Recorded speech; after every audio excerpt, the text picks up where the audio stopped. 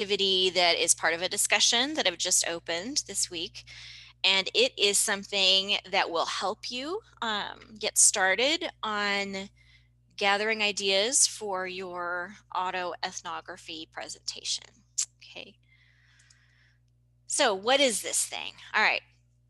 So if you go, I'm going to actually turn this off. I have an alarm about to go off. Actually, let me reset it so I don't forget. Okay, there we go. Okay, so this activity is I've created a couple templates. One looks somewhat like this, and one looks like that.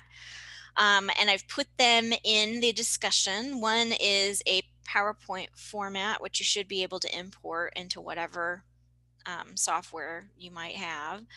The other one is this one is a PDF. Okay. I've offered both just in case you have trouble getting one in and working on it. So what I want you to do is to think about what things you do for fun and list them, what things you do to relax and list them, who are or were the inspirational people in your life, what things did you like to do as a kid, what did you like to do as a teen, and what's your favorite entertainment or pastime right now. Okay, so some of these will overlap, obviously. My to relax, for fun, and favorite entertainment all roll together, and yours might too. um, so here's another way to look at it. And it doesn't have to be those exact categories, right? You can put this little wheel together however makes sense for you. It's basically, it's a list of all your influences, okay? So here I've got it in a different way. I've got a lot more pie pieces on this one. Your favorite media or entertainment, people who have inspired me. I'll go down here. Okay, race, ethnicity, culture. Okay, that can influence the things that you like, right? Your job plans, like what do you plan to do after you graduate, and what are you majoring in? These things definitely influence us, right? Significant family relationships. So this is part of the people who've inspired me. Your best friend or your significant other.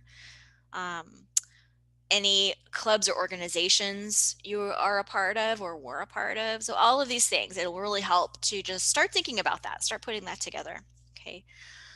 And I believe there's kind of a synthesis type question that I've put into the discussion forum itself, asking you to talk about this a bit. I think I asked you, okay, now that you've done this, what are your three most significant influences? Let's say I didn't put, well, I guess it would go here, right? Let's say you're particularly religious, right? You're really religious. That would go in the organizational memberships area, right?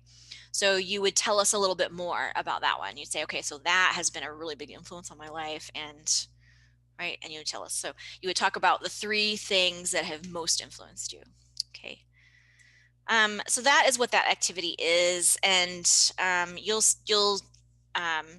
I'm going to provide some samples. I didn't yet because I didn't have them on hand when I put that activity together when I opened it. But I'm hoping, since the last time I taught this class was face to face, I'm pretty sure the thing is I had so that we did this physically on paper. So I'm really hoping that I took photos. I usually do of things like this. And that's why I haven't provided you examples yet. At the very least, I'll give you mine, right? It's not in there yet, but I'll give you mine just so you can see an example of a real one. And if I can find those former students' examples, then I will post the photos of those too. It's kind of fun to look at. All right. And part of the reason for this, why we're doing it as a discussion, is I want you to look at each other's identity grams or wheels.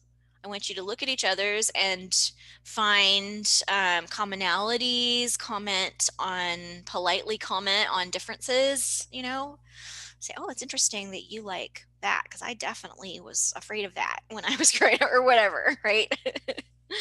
You like to skydive. Oh my God, Okay. All right. Any questions on